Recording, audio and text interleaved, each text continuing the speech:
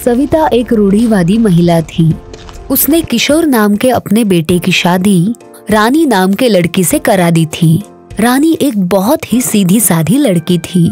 वो अपनी सास को एक माँ का दर्जा देती थी, पर सविता कभी रानी को बेटी नहीं मानती थी। समय व्यतीत हो रहा था। कितना समय हो गया शादी को, पर तुमने अभी तक एक बच्चा नहीं जाना? माँ, ये तो ऊपर वाले के हाथ में है कि वो हमें कब खुशियाँ देगा। रामू की शादी तुमसे 1 साल बाद हुई थी और उसकी बहू पेट से है, पर तुझसे 1 साल में एक बच्चा क्या, एक चूहिया भी पैदा नहीं हुई। अरे मरने से पहले अपने पोते का मुंह तो देख लूं, फिर आराम से मर पाऊंगी, पर तू तो ये चाहती ही नहीं। माँ, समय आने पर वो भी हो जाएगा, और अब मरने की बात क्यों कहते हो? सविता रानी को इसी तरह से ताने दिया करती थी।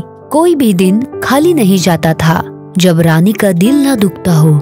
वो इस सब से परेशान होकर दिन रात बस रोती रहती थी, पर वो कर भी क्या सकती थी। वो चाहकर भी माँ नहीं बन सकती थी।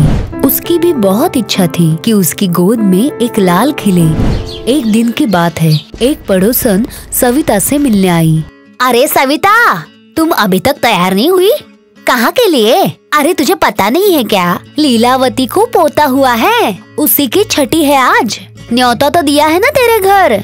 अरे हाँ, घर के कामों में तो फुर्सत ही नहीं मिलती कि कुछ याद रख सकूं। मैं तो भूल ही गई थी। अच्छा हुआ तू आ गई। चल जल्दी चलते हैं। हाँ जल्दी चल। तुझे तो पता है ना, लीलावती को इन रस्मों के बारे में कुछ भी पता नहीं है। तू जाएगी तो रस्में सही तरह से हो पाएगी। सविता लीलावती के फंक्शन में जाती है। वहाँ पर उसके पोते का छठे का फंक्शन निपटवा कर आती है तो रानी पर गुस्से से लाल हो जाती है। मैं कब तक दूसरों के छठी के फंक्शनों में जाती रहूं?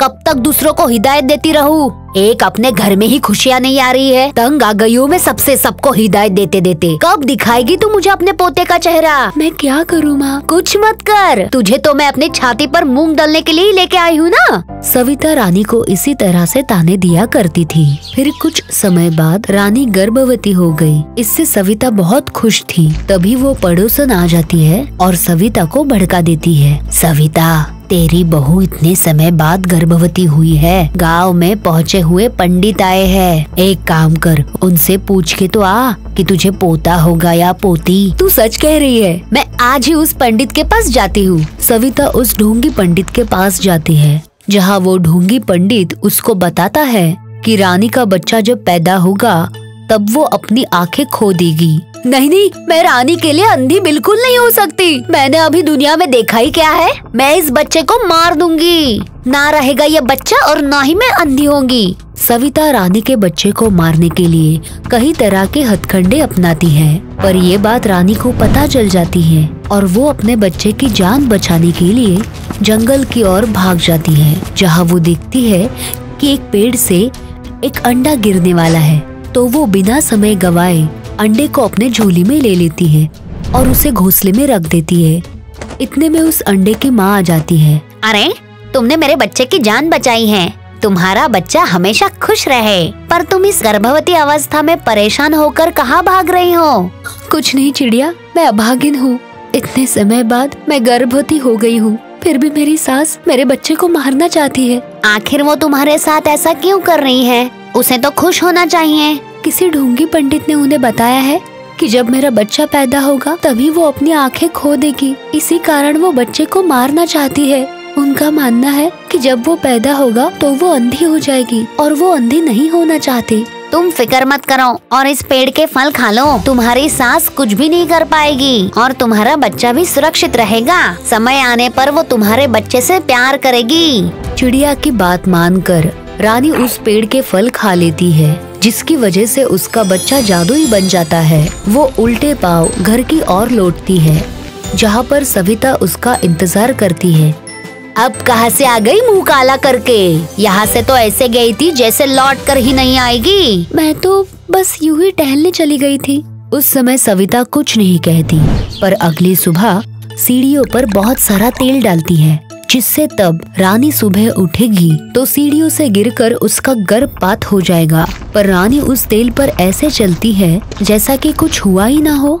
ये देखकर उसको अपनी आंखों पर विश्वास नहीं होता। अरे ये क्या? मैंने तो सीढ़ियों पर तेल डाला था, लेकिन इस पर तो कोई फर्क नहीं पड़ा। चलो चलकर देखती हूँ आखिर ये सीढ़ी से फिसली क्यों नहीं। सविता वहाँ पर जैसे ही पैर रखती है तो वो मुंह के बल गिरती है और उसके आगे के 2 दांत टूट जाते हैं। रानी उसकी आवाज सुनकर भागी भागी आती है और उसको संभालती है। मारने चली थी मैं उसके बच्चे को और खुद के ही दांत तुड़वा कर बैठ गई। चलो कुछ नहीं, इसका गर्भपात तो मैं करा कर ही रहूंगी। सविता उसके दूध में गर्भपात की गोलियां मिला देती है, पर वो गर्भपात की गोलियां भी उसका कुछ नहीं बिगाड़ पाती। अब वो रानी को जलाने के लिए प्लान बनाती है। इस पर मेरी किसी चाल का कोई असर नहीं हो रहा है। अब तो मैं इसको जला ही देती हूँ। ना रहेगा बांस और ना बजेगी बांसुरी, ना रहेगी ये और ना इसका बच्चा। सविता उसके पैरों के नीचे मिट्टी का तेल बिखर देती है और उसमें आग लगा देती है, पर ये क्या, आग रानी को छू भी नहीं पाती। वो ये देखकर आश्चर्यचकित हो जाती है।